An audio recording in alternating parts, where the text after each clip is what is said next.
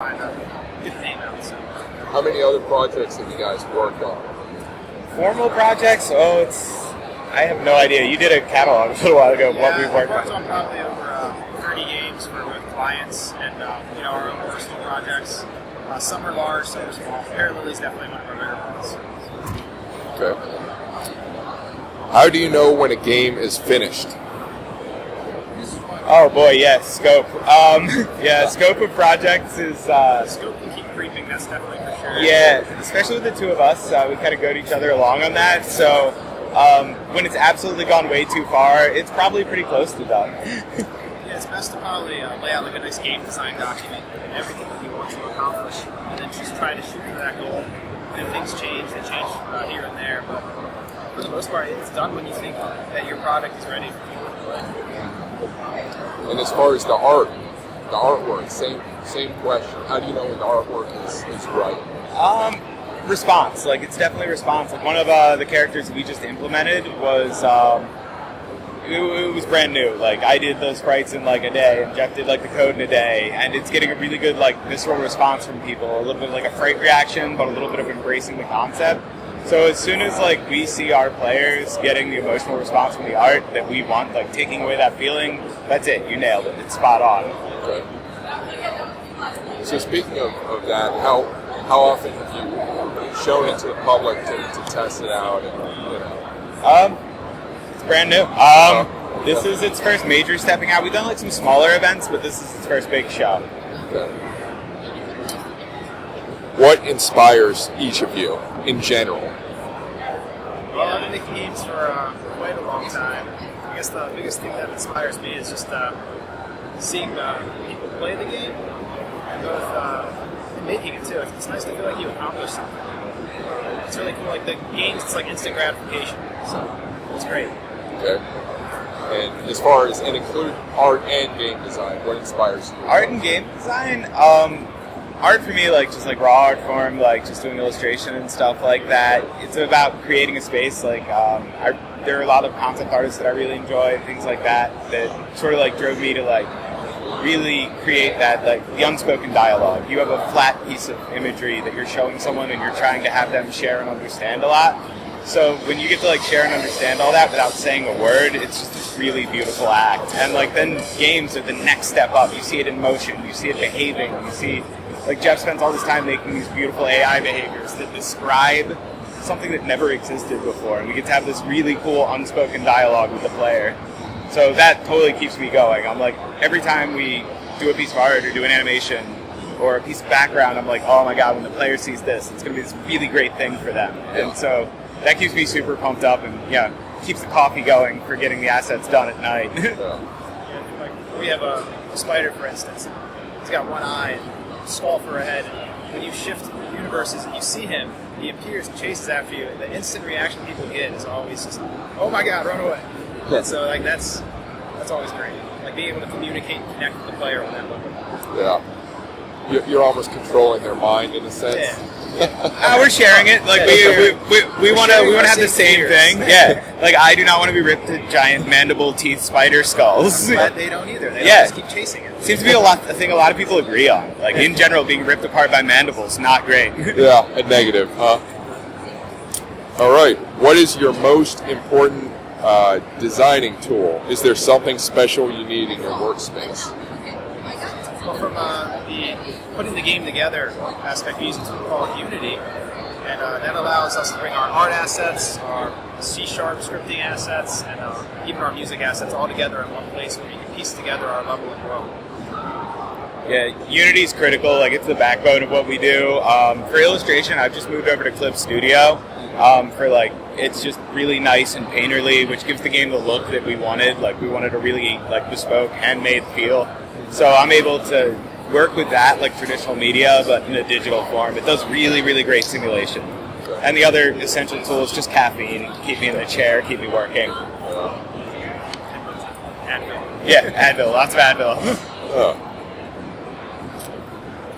So, is there an element of game design you enjoy working with most and why?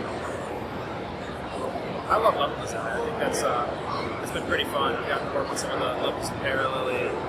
it's great seeing people even finish the levels in ways you never even thought of them being able to do. It's always really cool to see people finding like new things that you didn't even think about.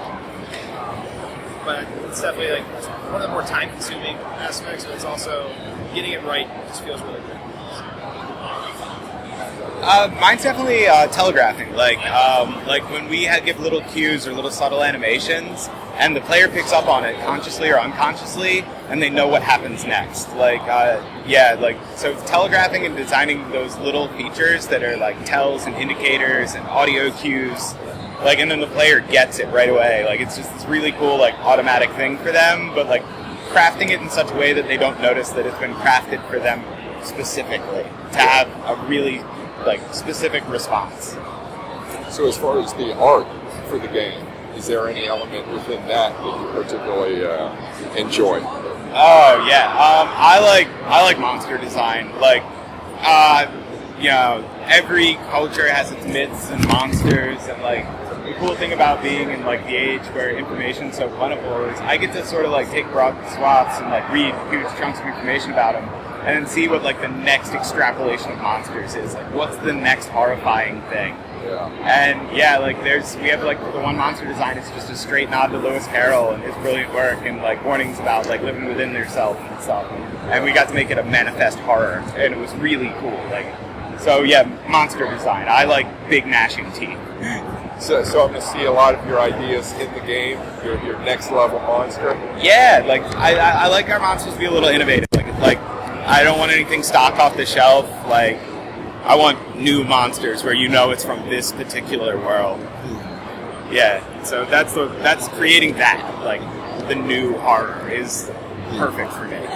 Good. Let's see, how did you start making games, and why do you make games? And you've touched on that, but maybe elaborate. Oh yeah, so I started making games when I was a little kid doing mods for another game, Warcraft 3. And I just was messing with their little editor system, and you can make little custom mods and play around with that. That taught me some basic scripting, and from there I just started becoming more of a programmer, and I played a lot of games, so I figured put the two together. So. Yeah, okay. I started out really young. My dad brought home an arcade cabinet for me to repair, and I thought it was magical. And I found out that there were a couple games that I've really enjoyed that were made by single people, Warren Robinette. He did Adventure, and he's the proto-generate of the Easter eggs in video games. He wanted to take credit for his work and did, and had his name hidden in an Atari game. And all that. It was always just really amazing to me, and the whole small teams thing has become much more real now. So I've been making games as long as I've been able to. I started with BASIC when I was a kid, and then jumped over to Flash for a while when I was teenager, and then just kind of kept looping around until now we're going more full-fledged projects. Okay. So would you say, were you more into art at first or game design? Which came first? Yeah, they did. Right at the same time. I don't think that it was I just wanted to be in that world, and I've always loved illustration. I actually worked in college as a tattoo artist, and that's how I got a lot of my skills. I'd love to say college taught me, but no, nothing teaches like a tattoo shop. Okay. You have to get it right the first time or someone will kill you. Yeah, it's always been simultaneous. I think they're the same thing. So what's the coolest or strangest or hardest tattoo you had to? Oh, those are very different questions. Hardest is portraiture, particularly leftover portraits from the 1940s, because just that soft shading is really hard to replicate and elicit the same sort of feeling without losing detail in a tattoo, because you can overwork the skin. Weirdest? I don't know if we want to go into that. How about the coolest? The one that you're wow, I love this piece that I made. Someone had me do a really, really high realism clockwork owl, and I enjoyed every minute of it because it had that repetitive rhythm of all the clockwork, but all this big, beautiful gray wash shading. So it was just fun to be in that design environment for a long time because it was an 18-hour tattoo. Okay. And it could have been 2 minutes for all I know. I was completely in it. I loved it. Oh wow. Lots of caffeine for that one or no? Nah, shaky hands with caffeine on that I can't for the machine, yeah. Good. How did your first sale or big gaming success, however you might define it, change the way you design games? We'll let you know when we have financial success. Yeah, so I guess from a client standpoint, it kind of changes the way you think about the industry. I know I've made a good bit of mobile games for clients that some have done okay, some haven't really done much. But then I've also worked on educational games, and I think that was a good experience. Yeah, that was good. Like, you learn a lot of, it's a very different design environment, like, because your end goal isn't just fun. Like, you really have to convey hard fact knowledge in a way that kids are going to really digest well. So, like, yeah, those have been financially good for us, but that helps subsidize our other projects. Yeah, you just go straight back into the projects we want to work. Yeah. So, apart from financial success, did either of you have like moments as you were developing as designers where you're like, wow, this is really feasible, I can do this, or was it just like, yes, I'm going to do it? From the start, you were like, no doubts. I've never believed it wasn't feasible. That's the thing about games. It's the universal medium. You can do whatever you want as long as you're willing to dedicate and focus, and you can make whatever. Like, we live in a very open-ended world for ourselves now. Yeah, and I completely agree with that. It's kind of do whatever you want. We both do have other full-time jobs that we work on, but we still have our goals and dreams of doing the game development all the time. Yeah. And like in terms of like success moments, like Jeff and I do game jams, which is a short format competitive game development thing, where you have 48 hours to make a game or like a set block of time, and just that pressure and that crunch and working with Jeff has been really great. So we've had some moments where it was like you're constantly saving yourself from pure disaster in those moments. So those are really rewarding design experiences. Okay. Yeah, game jams are a great experience. Yeah, like that was some of the first stuff we did together was like game jam stuff, and we went way over scope and actually succeeded in making it, and it was great. It was a lot of fun. There's a lot of time crunching in game development. That is definitely for sure. So is that competition, everyone competes from their own workspace, like it's kind of virtually connected? Some are lock-ins where you're in a fixed space. Others are you go home and you come back in 48 hours with your game. So it depends on the format. Like some are web-based. Just there's all different formats of game jams. They aren't like really that formal. All right. What role do games or the game designer have in society? That's a great question. The game designer, you have the bard's role. You tell the story. You create the moment, and there are even like not even necessarily narrative stories, but like just an idea, a concept. Like your whole job is to take something that you thought was significant and give it to a player in an interactive way and let them not just read about it or see it, but experience it.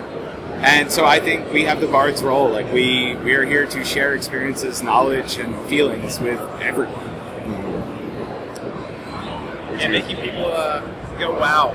It's kind of, and like seeing them play around, he mentioned monsters, and the stuff he makes, and seeing them play with those toys and those crazy creatures that we create in this like environment is it's a pretty neat experience. I think that's definitely something that games do. Do you feel, for you, is it more education or entertainment, or are you sharing something about yourself, or it's just like have fun? I think it's a lot about having fun, and there's some educational aspects there for sure. But for the most part, just enjoy. It's just like going to see a movie or something. Yeah, I think games have as much breadth as any other medium, like film, music, literature. Like you can do anything you can do in those formats in games, but they experience it along with you dynamically instead of just. It's not a one-way street. They have to be able to interact. Right. What movies, books, games, or other creative media in science fiction or fantasy have inspired you? I'm a huge Lovecraft fan. All of his stuff, that whole unknown horror definitely comes into play, particularly parallelly.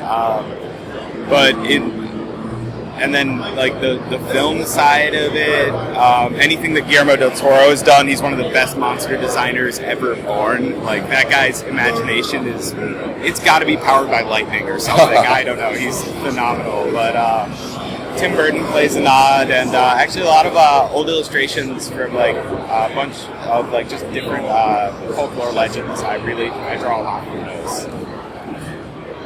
Yeah, as far as game design is concerned, a lot of the older games that I used to play, we're working on a platformer now, so I try to go back and like the older games did it right, that they got the people in the games to begin with. So taking some nods from things like even Mario or Donkey Kong, like the old platformers, and seeing how they handle their level design and how can we apply that to our games. It's definitely where I get a lot of my inspiration.